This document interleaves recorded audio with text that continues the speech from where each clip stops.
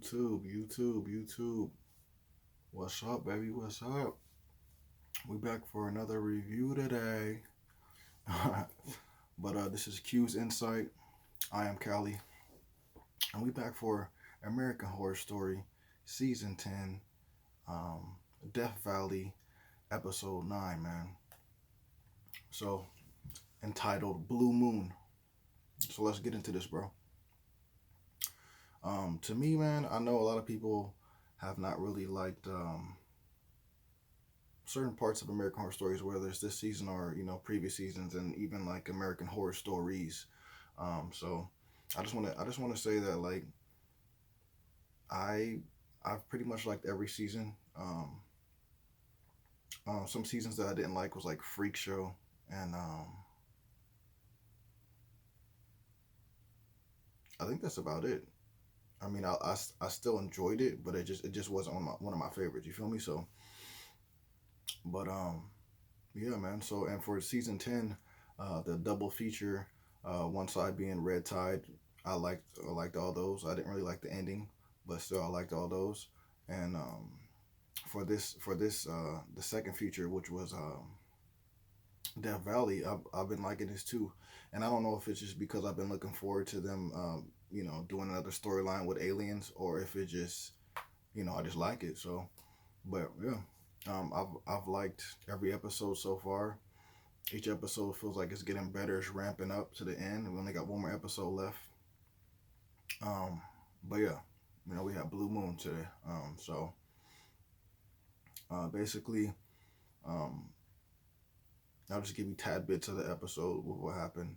Um, you are, of course, again with the two stories, one taking place in 1950 something, and then one taking place in our present time.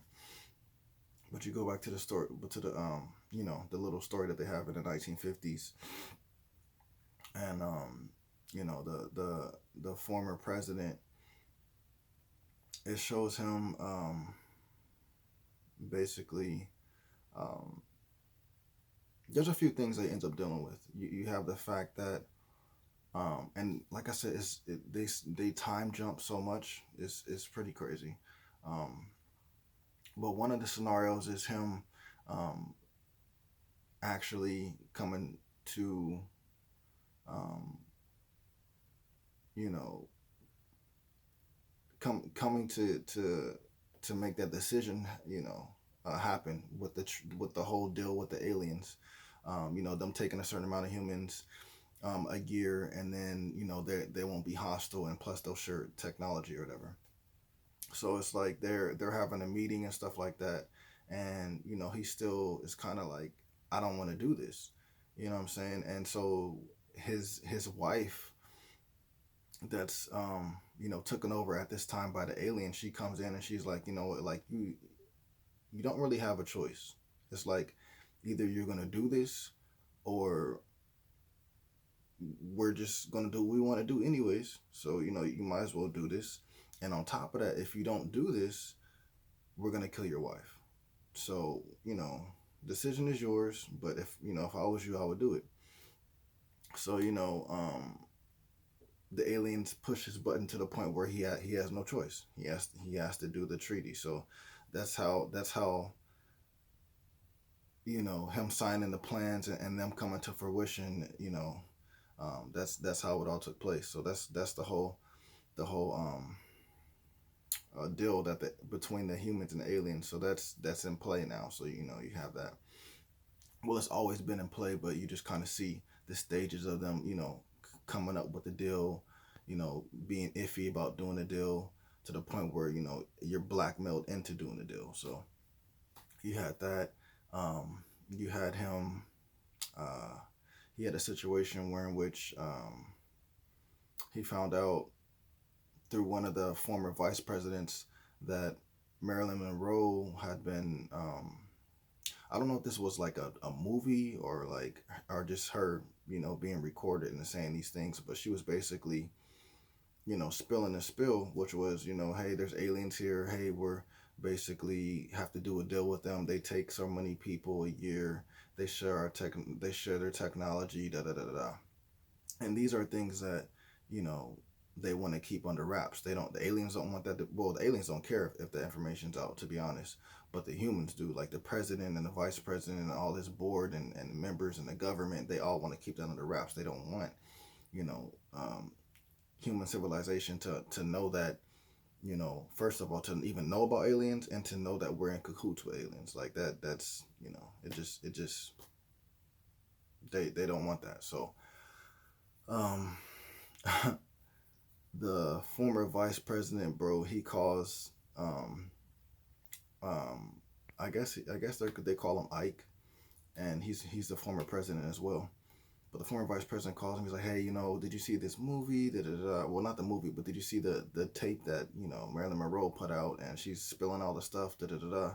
Hey, we got to handle this." And he's like, I don't. The Ike is like, I don't condone like keep murdering people and stuff like that. And so the vice president was like, the former vice president was like, "Yo, like, I'm not asking you. I'm just letting you know what's about to happen." So like, ends up being that like she's at her house, and then there's like she feels like there's somebody there or whatever, and then there's like a white light or whatever, and then somehow an alien like kind of pops up in front of her, but then I don't know if it just disappears or if she was imagining it or whatever, but it basically transfers into, four or five like men in black. They come in, they got the gloves and everything like that. So of course they're about to kill her. So, they basically get the pills and they're about to, make it look like it was an overdose or just give her the pills and make her overdose, either one. So she gets killed.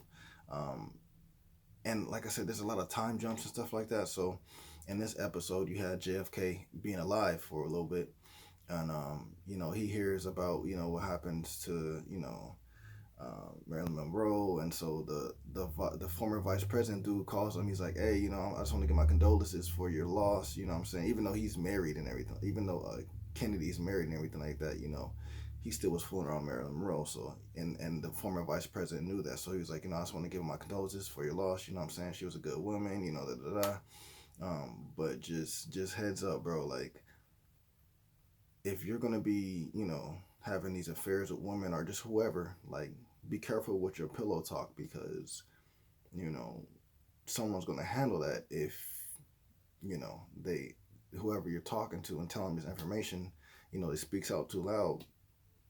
We're gonna handle that. So, just watch your pillow talk. And I was like, dude, this dude is crazy, bro. So anyways, so you got to see how Marilyn Monroe, her death tied into the situation. You got to see JFK for a little bit more, and also while they were doing the meeting, um, the Ike was doing a meeting with his like former cabinet or whatever and the government, and they were like, this is crazy. Like we're basically doing all this stuff. They're taking in civilians, and we don't even know the range of the ages. We don't know the sex of the ages or the sex of the humans that they're taking. So they could be taking anybody. Elderly, middle age, or super young. You know what I'm saying? And this can be male or female. So but he gets a list of certain people that's been taken, and one of them was this little girl. She was like 9 years old or whatever, and that kind of like it that like hurt him. You know what I'm saying? Like, because that's youth that's never gonna be able to live her life, and that's all because of the situation with the aliens, and them forcing the humans into a deal. You know what I'm saying? That she'll never have her life. So that really hit him. That hurt him. Um, and then all of a sudden, like in the midst of them talking and stuff like that, you know what I'm saying? Um, a light like beams down, and it's this dude, I guess like Thor or something like that. I guess like in real life there was supposed to be some alien guy or something like that that came down and was talking to like the presidents or something like that, or the government or something like that. I don't know if that's real or whatever, but it's like Thor or something. I don't know, bro. But anyways, for this, he shot down to the White House, and yeah, like he's like, yo, we just want to let you guys know that like, we're not going back on our word. We're going to still share the technology, and I got a little something for you right here. And so he opens up this box, and it's like it's what looks to be like an iPod. So, and this is back in the 1950s. So he pulls out like an iPod basically, And he's like, like this is gonna change, stuff like that. This is gonna be a big benefit to your future. Like it's gonna change the future. Like this little handheld device is like faster and stronger than any other machines that you have right now, any other computers or whatever you want to say, right? And it's crazy because it's like it's basically saying we got the microwaves from them, we got the the internet and stuff like that from them, cables and stuff like that from them to run the internet, and we've gotten an iPod from them and stuff like that, and it's crazy. um, but yeah, he shares that he's like, yo, this is gonna help, da da da.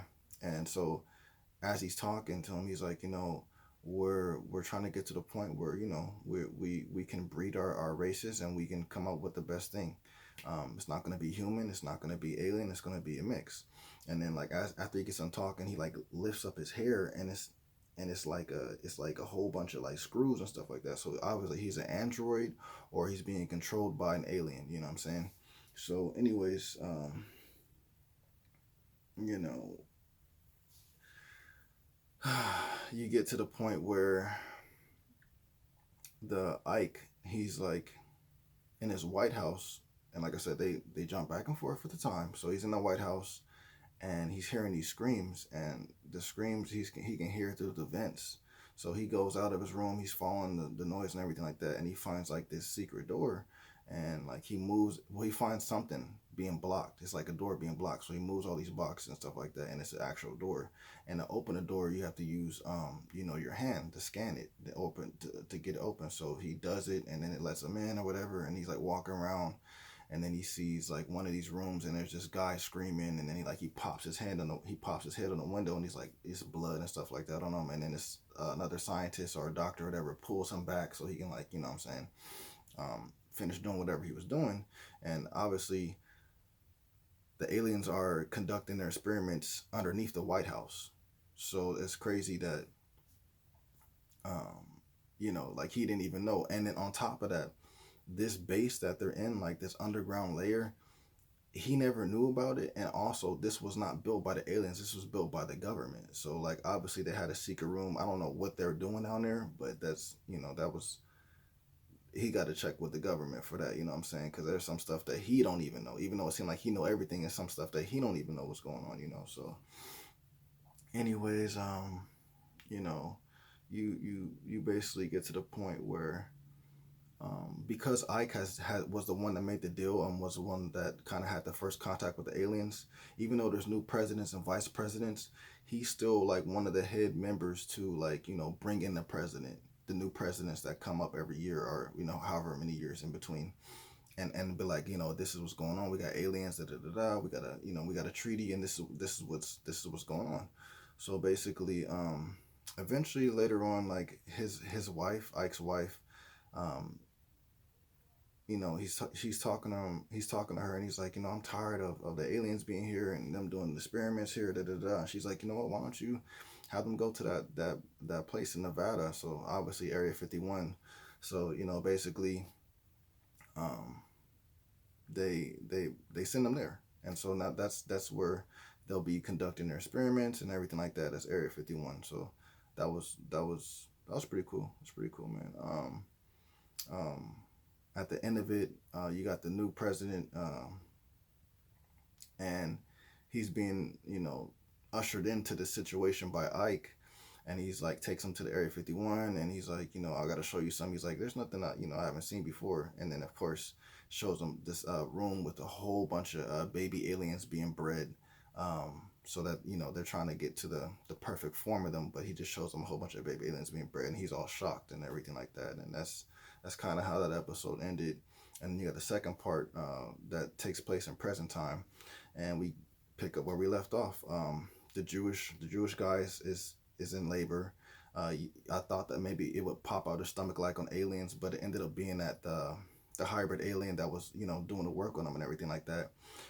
She called the doctors in. They gave him a C-section, and he's like, please take away the pain. I don't want to feel this and everything like that. And so the hybrid alien's like, don't worry, and takes away the pain and everything like that. And you notice as they're talking, they're not moving their lips. And he's like, hold on, I'm not even moving my lips, to the alien hybrid lady. And she's like, yeah, I'm talking to you telepathically. And so, they're having a conversation within their heads, and he's like tripping, you know what I'm saying, because of, what's going on. He doesn't feel no pain, but he can still hear the noise of them cutting and pulling stuff out. So he's like, can you deaf my ears so that way I can't hear it, because it's kind of making me sick hearing this stuff. And then she's like, don't worry, it's about to be over. So, the doctors get him a C-section, pulled the baby out, and it's like in a sack.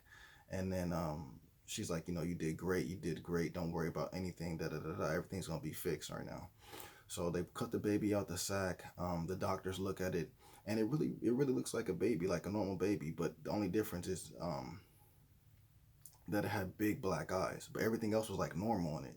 So you're thinking like everything's cool. He's like, oh, my baby, and da da da da. I'm so happy, and I feel a connection to it, and I just want to hold my baby or whatever. And you notice that the doctor's not letting him hold his baby. So you're like, what's going on? All of a sudden, bro, this doctor comes out and slices the baby's neck and then dumps it in a tank full of water. So it's basically you just can, drown and bleed out into this tank of water. And I was like, bro, like, this is what y'all do when y'all don't get, the right type of, until the babies are perfected between the two races, y'all just kill them like that. Like, that's crazy, bro. But he's feeling all sad about that. He comes out of his little delusion that he was in after, when the alien kind of put him under a spell. He couldn't move and he couldn't feel no pain. He like gets up because his baby just got killed, and then she's like, nah, bro, sit back down. So then he falls out. Fast forward to a week later, and then he comes out, and all his friends, the other three members of the group or whatever, they're out there, at that in that white room, where they usually eat and stuff like that. And they're happy to see him, and kind of looks distraught, and he's like, yo, you know what, like, this is crazy, like, I have my baby. And then he tells them that they killed it, like, and he was like really sad or whatever, because it's his baby, you know what I'm saying, pretty much. And he kind of felt a connection between the two, and it just ended up being that, like, he really wanted to have it and let it be there with him, but that didn't happen because they killed it. So anyways, like, his lover, like the other guy, he's like, yo, like the white guy, he's like, yo, like, did it hurt or whatever? He's like, nah, it felt painless and everything like that. And they're just kind of like catching up on information with him. And they end up talking to, I think I think this girl's name is Calico or something like that. And because they're talking about escaping, and she's like, no, like, you don't need to escape. I've been here since 1969. You'll end up getting over the point of the baby's dying. I've been here since 1969. Every year I have like about 3 kids, and none of them's been perfect yet. So obviously they kill all of them. So you'll get over it. And so basically, they have this little story. She goes into her backstory. It's pretty cool.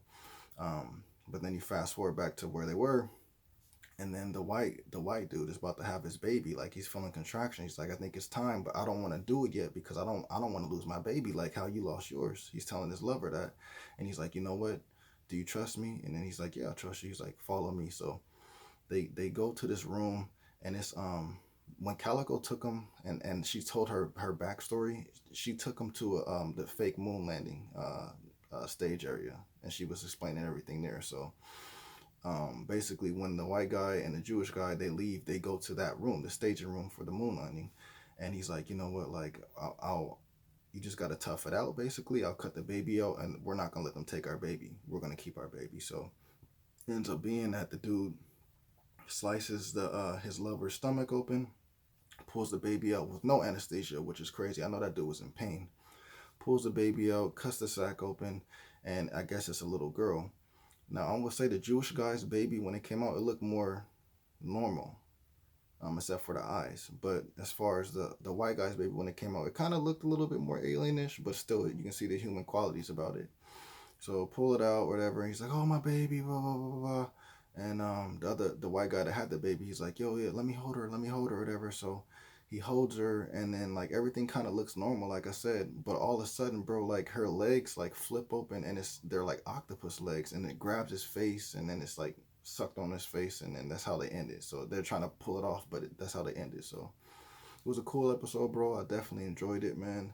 Like I said, each episode keeps on ramping up to getting better, man. Like, for sure, for sure, for sure. But for this, I gotta give him like